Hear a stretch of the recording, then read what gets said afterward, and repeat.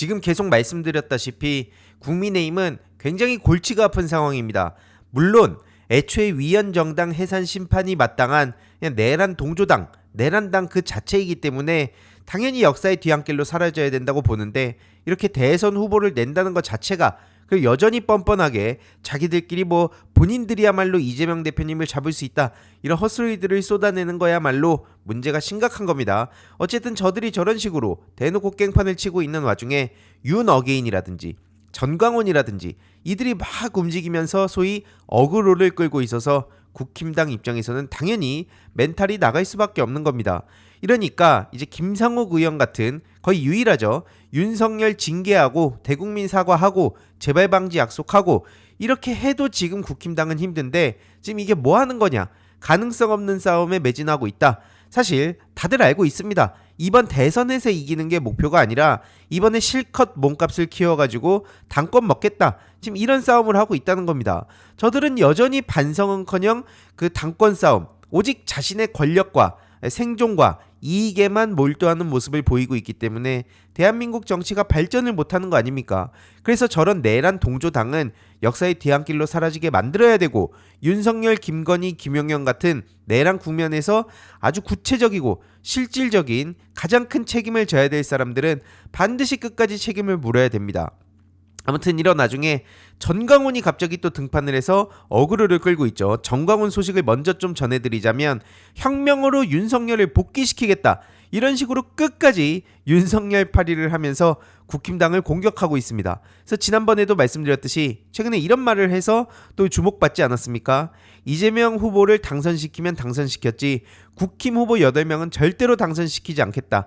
한마디로 국힘당 니네들은 윤석열을 어떻게 이렇게 버릴 수 있냐? 내가 어떻게 하는지 한번 두고 봐라, 이렇게 경고를 했었고요. 그리고 또 20일에는 혁명으로 맞짱 떠가지고 윤석열을 통일 대통령으로 복귀시키겠다, 이 문제를 해결할 사람은 나밖에 없다, 그래서 출마 선언을 하는 거다, 이런 식으로 또 실컷 본인의 관심을 끌고 있습니다. 하지만 중요한 거는 계속 말씀드리지만 전광훈 입건된 지가 언젠데 아직까지도 깜깜무소식입니까?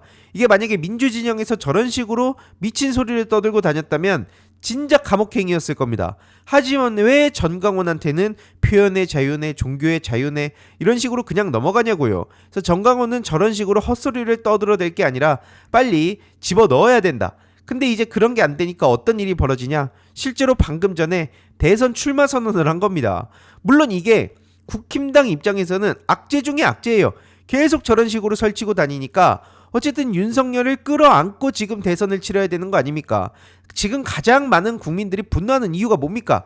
윤석열, 그리고 사이비 종교 문제입니다. 근데 이 모든 것들을 전광훈이라는 한 명이 다 담고 있는 것이고, 전광훈 옆에서 넙죽 절하고 막 90도 인사하고 했던 게 맹윤, 윤상현 같은 정치인들이었기 때문에 떼놓고 갈 수가 없다는 거죠. 이런 와중에 저런 전광훈하고 한때 같이 완전 가까이서 깐부처럼 어울리던 김문수 씨 소식이 전해지고 있는데, 방금 전에 이런 속보가 전해졌습니다. 코로나 기간에 현장 예배를 해서 벌금 250만 원이 확정됐다는 거죠. 한마디로 김문수와 당시 사랑제일교회 소속 박모 목사 등 일부 교인들이 저런 식으로 당국의 집합금지 명령을 어기고 대면 예배를 강행해가지고 1심에서 무죄를 받았었거든요. 하지만 이제 항소심에서는 유죄 판단이 내려져서 김문수는 벌금 250만 원이 확정됐다라고 보시면 됩니다.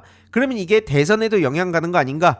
대선 후보로도 끝장난 거 아닌가? 라고 생각할 수 있는데, 좀 찾아보니까 이게 일반 형사사건이라서 벌금형은 피선거권에 제한을 주지 않는다고 합니다. 그래서 정치행보에 법적 제약은 없다 라고 하는데, 다만 이제 앞서 말씀드렸듯이 김문수, 사랑제일교회, 전광훈이죠. 그러니까 김문수와 전광훈이 저런 식으로 얽혔다는 게 다시 수면 위로 드러날 수밖에 없는 사건이기 때문에 이 자체가 국힘당에는 악재 중에 악재일 수밖에 없다는 거죠.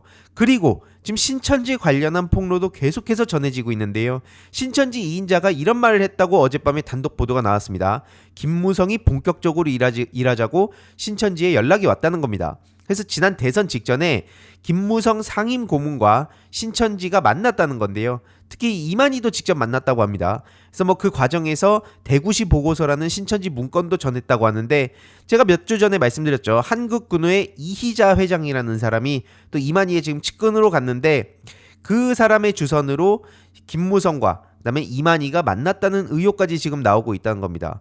그래서 윤석열 캠프에 대구시 보고서를 전달했다는 얘기까지 나오고 뭐 이만희를 방문해가지고 막 오찬을 했다. 근데 그 과정에서 뭐 3, 4페이지 정도 되는 대구시 보고서까지 전달됐는데 거기에 지금 신천지 입장에서 제일 중요한 문제죠. 본인들과 관련된 소송 문제, 그것도 이제 1천억짜리의 소송 문제가 담겨 있었을 거다.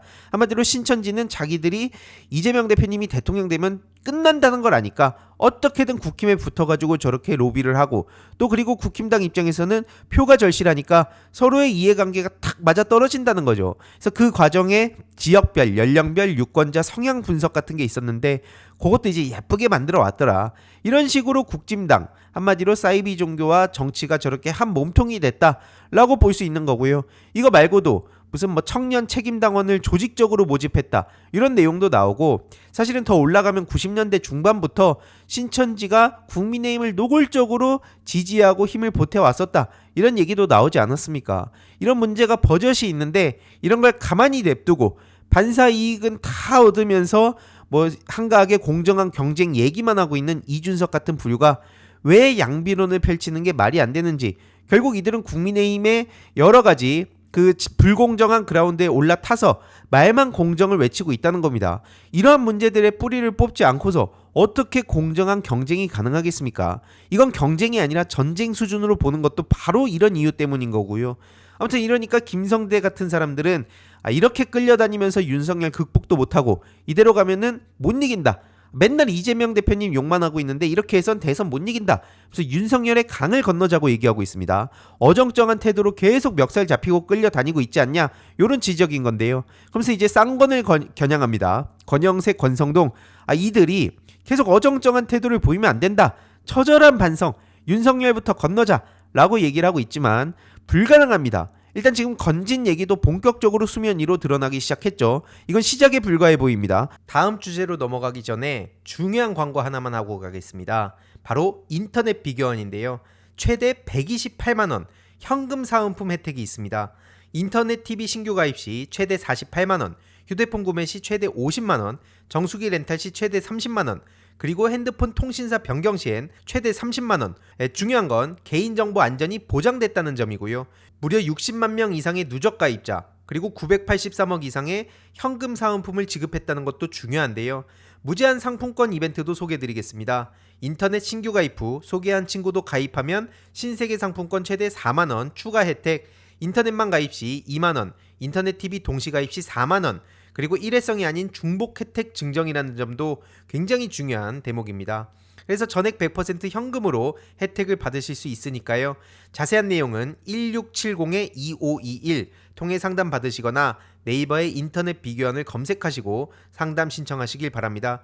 그리고 상담 신청하실 때 알림이 황의도 보고 신청을 하셨다고 해주시면 저에게도 큰 힘이 되니까요. 참고 부탁드리겠습니다. 불법 정치자금 수수, 공천 청탁 이런 문제랑 같이 김건희 얘기까지 나오고 있는 마당이기 때문에 지금 수면 위로 드러난 건 말 그대로 빙산의 일각에 불과합니다. 특히 지금 신권 5천만 원권 얘기도 나오고 있지 않습니까? 그래서 이게 관봉권이라고 기사도 나오고 있는데 윤석열 취임 3일 후 날짜가 찍혀 있어요. 보시면은 22년 5월 13일 딱 날짜가 박혀 있는데 기기 번호, 담당자, 책임자, 1년 번호와 함께 윤석열 취임 3일 후인 앞서 말씀드렸던 5월 13일 날짜까지 딱 박제가 돼 있는 거죠. 하지만 이에 대해서 한국은행은 1년 번호만으로 현금이 어디로 나간 건지는 알 수 없다 이렇게 설명을 하고 있다고 해요. 하지만 저거는 작정하고 털면은 당연히 출처부터 모든 걸 파악할 수 있는 겁니다. 게다가 5만원짜리 이 뭉텅이 돈까지 건진 그 집에서 발견이 됐기 때문에 이것도 당연히 문제를 키워야 되는 겁니다. 당연히 언론에서도 대대적으로 보도를 해야 되는 거예요. 그래서 앞서 말씀드린 특히 이 밀봉된 관봉 5천만원 요 사진의 출처부터 우리가 파헤쳐야 되는 건데, 한국은행 관계자가 이렇게 말을 합니다. 밀봉해서 우리가 개인한테 주는 건 절대 없다. 그렇게 주는 건 금융기관들밖에 없다 라고 선을 그었기 때문에 이게 도대체 어떤 경로를 통해서 건진한테 갔는지 요거를 빨리 파헤쳐야 된다는 거죠. 그래서 검찰이 은행 지점에서 이런 형태로 유통되지 않는다고 하니까 건진이 이렇게 말을 했다고 합니다. 사람들이 뭉텅이로 돈 갖다 주면 그냥 쌀통에 집어넣어서 기억을 할 수가 없다. 이러면 그냥 넘어갑니까? 당연히 말도 안 되는 거죠. 하지만 지금 검찰은 믿을 수가 없기 때문에 우리가 결국 특검을 통해서 싹 다 밝혀내야 된다는 거고요. 참고로 말씀드리면 예전에도 이 관봉권 논란이 있었고 그때 출처는 청와대였다. 이게 이명박 정부 때는 국무총리실에 민간인 불법 사찰 증거인멸 의혹을 폭로한 사람이 있었어요. 이 장진수라는 주무관의 입을 막기 위해서 당시에도 5천만 원짜리 입막음용으로 전했다고 하는데 이때도 그래서 관봉 사진이 공개가 됐었고요. 이게 경로는 당시에 보면은 국정원에서 특활비를 받아서 폭로자한테 전달을 했다고 합니다. 김진모라는 청와대 민정비서관이 이 내용으로 처벌을 받았었는데 이명박 때뿐만 아니라 박근혜 때도 있었어요. 여기서도 또 등장하는 게 국정원입니다. 국정원 특활비 상납 사건에서도 돈다발이 등장을 했다는 거고요. 결국 어제 제가 그 유튜브 글로도 남겼는데 국정원이 일종의 자금 저수지 역할을 한 거 아니냐라고 충분히 볼 수밖에 없습니다. 특히 1200억 원가량의 예비비 배정을 한 거, 그 계엄 당일날 오전에 국무회의를 통해서 국정원에 그렇게 자금 저수지 역할을 맡긴 게 아닌지 충분히 합리적 의심이 들거든요. 근데 문제는 이게 2급 비밀이기 때문에 이런 걸 제대로 알 수가 없습니다. 그래서 이런 문제를 어떻게 투명하게 앞으로 관리할 것인가도 그 정권 교체한 이후에 굉장히 중요한 과제가 될 것으로 보고요. 핵심은 그래서 이런 국정원 및 군 정보기관의 정보 권한 강화가 아니라 권한을 분산시켜야 됩니다. 요건 별도로 계속 그 주기적으로 소식을 전해드릴 예정이고요. 아무튼 이에 대해서 김병주 의원도 국정원이나 대통령실 특활비가 아닌지 심히 의심스럽다고 비판을 하고 있죠. 이명박, 박근혜 때도 결국 이런 일들이 벌어졌기 때문에 윤석열 정부에서도 당연히 똑같은 일이 벌어졌으니 자금 그 흐름 출처를 비슷하게 유추해 볼 수 있는 거죠. 그래서 국정원이 이 내란 국면에서 뿐만 아니라 그 윤석열 정부 출범 이후에 어떤 일이 있었는지 확실히 싹 다 털어야 된다는 겁니다. 일단 건진만 보더라도 이렇게 정관계 인맥을 유지하면서 그동안 뒤에서 어떤 짓들까지 저질렀는지 확실하게 책임을 묻기 위해선 검찰에 맡길 게 아니란 거죠. 지금 검찰에서 통일교와 건진과 김건희의 관계에 대해서 수사를 한다고 하지만 지금 검찰을 믿을 수가 있습니까? 김건희에 대해서도 그동안 털 수 있는 기회가 무수히 많았고 확실하게 책임을 물을 수 있는 과정들을 전부 다 본인들이 뭉갰었어요. 근데 이제 와가지고 김건희든 건진이든 통일교든 이런 식으로 하나씩 그 내용을 흘린다고 해서 우리 시민들이 검찰을 믿고 응원하겠습니까? 그리고 지금 뭐 김태우에 대해서도 마찬가지로 윤석열과 김건희의 공천 개입 의혹을 수사한다면서 이런 기사들을 흘리고 있는데 택도 없는 소리입니다. 모든 건 특검을 통해서 가야 된다. 당장 지금 검찰이 방금 전에 또 어떤 속보를 전했냐. 문재인 전 대통령에 대해서 뇌물 혐의로 기소를 한다고 합니다. 곽상도 50억이라든지 이런 거는 전혀 문제가 되지 않는 사회에서 이런 식으로 사위의 월급이 뇌물이 돼버리는 아주 기이한 나라가 돼버렸죠. 결국 이 과정에서 검찰의 책임을 피할 수가 없기 때문에 검찰은 무조건 기소청으로 가야 된다. 다시 한번 말씀드리고요. 심지어 손준성 검사장은 대법에서 무죄가 확정이 됐다고 합니다. 이 고발사주 의혹 지겹도록 다룬 바가 있었는데 결국 이렇게 대법에서 또 무죄가 돼요. 그러니까 지금 검찰이든 사법부든 우리가 할 일이 너무나 많다는 걸 여기서 다시 한번 느낄 수 있고요.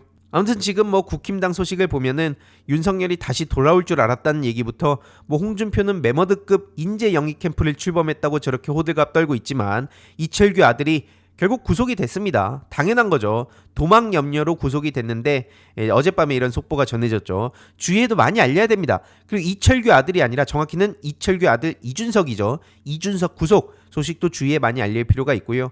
뭐 양양자 씨가 한동훈을 지지한다고 선언을 했습니다. 뭐 국힘 비대위원장과 당대표 시절부터 본인한테 합류를 제안하고 경선 후보 중 가장 먼저 본인을 찾아와가지고 내가 한동훈을 지지하겠다 이런 식으로 얘기하는 건데 참 호남 시민들 입장에서 얼마나 속이 뒤집힐까요? 아무튼 이 양양자에 대해서는 앞으로 계속 이준석 얘기와 맞물려서 틈틈이 전해드리도록 하고요. 지금 한동훈은 계속 거짓말까지 하고 있습니다. 내란 당일날 이재명 대표님이 숲에 숨었대요. 그러면서 본인 한동훈이 제일 먼저 국민과 함께 계엄을 막겠다고 나섰다고 합니다. 근데 다들 기억하시겠지만 얼굴 시퍼렇게 질려가지고 또 뭐 무슨 일을 하는지 사실 저렇게 국회의사당에 올 수도 없었는데 오히려 민주당에서 신경을 써가지고 한동훈을 살려놨더니 저런 식으로 또 그 거짓말을 하면서 이재명 대표님 공격이나 하고 자기 몸값이나 키우려고 하고 있습니다. 저런 배은망덕한 한동훈도 반드시 책임을 물어야 되는 거고요. 아무튼 이재명 대표님은 저들이 뭐라고 떠들든 간에 지금 뭐 강원도라든지 제주라든지 아니면 호남이라든지 각 지역별 맞춤 공약도 계속 발표를 하시는 중입니다. 조만간 이 내용도 따로따로 정리해가지고 핵심적인 내용들 공유 드리도록 하고요. 아무튼 저들이 계속 무슨 얘기를 떠들든 간에 전광훈, 뭐 윤어게인 이것 때문에 국진당은 답이 없습니다. 그저 위헌정당 해산 심판뿐이 답이다 라는 말씀을 드리며 추가적인 소식 계속 전해드리도록 하겠습니다. 이번 영상도 재미있게 보셨다면 구독과 멤버십 부탁드립니다. 특히 멤버십 희동이님들께 정말 감사드린다는 점 다시 한번 말씀드리고요. 주위에도 널리 공유 부탁드리겠습니다.